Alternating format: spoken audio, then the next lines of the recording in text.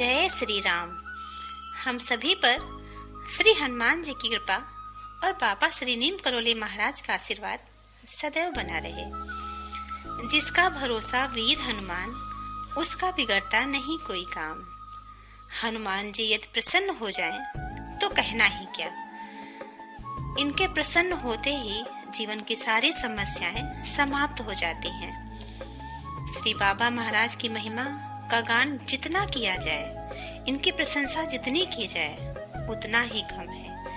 नित्य प्रतिदिन ही एक न एक अनोखी महिमा श्री हनुमान जी के बारे में सुनने को मिल ही जाती है।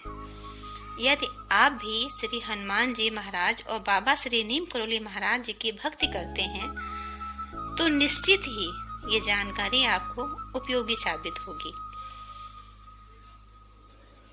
आज बात करते हैं श्री सुंदरकांड के बारे में। श्री सुंदरकांड का पाठ करने से इस चराचर जगत में कुछ भी ऐसा नहीं है जो श्री हनुमान जी ना दे सकें। श्री सुंदरकांड के पाठ से श्री हनुमान जी प्रसन्न होते हैं। श्री सुंदरकांड के पाठ से बजरंग बली महाराज की कृपा जल्द ही प्राप्त हो जाती है। जो भी नियमित रूप से श्री सुंदरकांड का पाठ करता है, उसके सभी दुख दूर हो जाते हैं। इसमें श्री हनुमान जी ने अपनी बुद्धि और बल से सीता मैया की खोज की है। इसी वजह से श्री सुंदरकांड को सफलता की कुंजी भी कहा जाता है। श्री सुंदरकांड का पाठ आत्मविश्वास और इच्छा शक्ति बढ़ाने वाला है। श्री सुंदरकांड के पाठ से मानसिक स्थिति ठीक होती है, क्योंकि किसी भी कार्य को पूर्ण करने के लिए आत्मविश्वास अति आवश्यक है।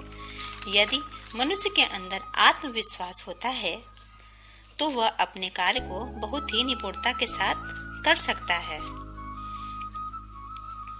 यदि हम किसी इच्छा की पूर्ति चाहते हैं और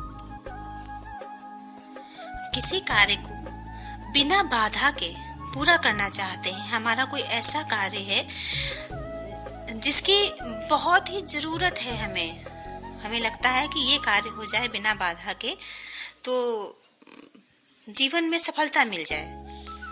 अगर ऐसा कुछ है तो इस समय हमें सच्ची लगन से प्रतिदिन रात्रि के समय में सुंदरकांड का पाठ यदि संपुट लगा के करते हैं, तो प्रभु अवश्य ही सुनते हैं और प्रसन्न होकर अपने भक्तों पर करुणा बरसा देते हैं। श्री सुंदरकांड को नित्य करने से जीवन में अनेकों सकारात्मक बदलाव देखने को मिलते हैं। यदि भक्तों के अंदर सकारात्मकता होगी या सकारात्मक ऊर्जा का संचार होता है, तो ऐसे में उनके द्वारा किए जाने वाले किसी भी कार्य का परिणाम सकारात्मक ही मिलता है। अब बात करती हूँ इन कुछ संपुट या चौपाइयों की, जो श्री सुंदरकांड को और भी लाभप्रद बना देती हैं। पहली संपुट आप लगा सकते हैं, कवन सो काज कठिन जग माही, जो नहीं हुई तात तुम पाही।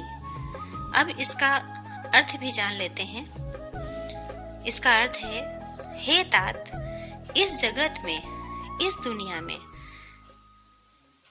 ऐसा कोई भी कठिन कार्य नहीं है जो तुमसे ना हो सके। इस पंक्ति का उद्देश्य श्री हनुमान जी की शक्तियों को जगाना है या हनुमान जी की शक्तियों को जागृत करना है। दूसरी चौपाई है, प्रबसी नगर कीजे सब काजा, हृदय रागी कौशलपुर राजा।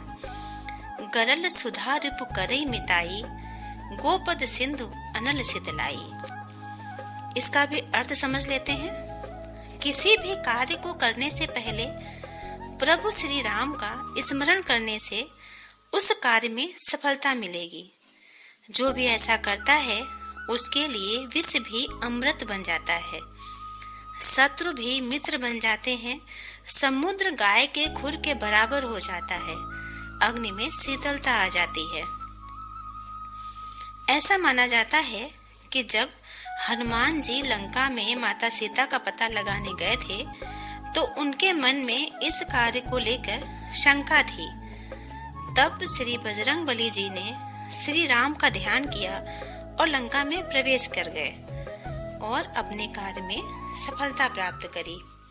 इसलिए यदि किसी कार्य को करने में शंका है या किसी कार्य को करने से पहले आप अपनी नौकरी से संबंधित भी हो सकता है, किसी इंटरव्यू में जा रहे हैं या किसी भी ऐसे कार्य के लिए जा रहे हैं कि आपको लग रहा है पता नहीं ऐसा होगा या नहीं होगा, तो इसके पहले आप इस चौपाई को 5 बार बोलें।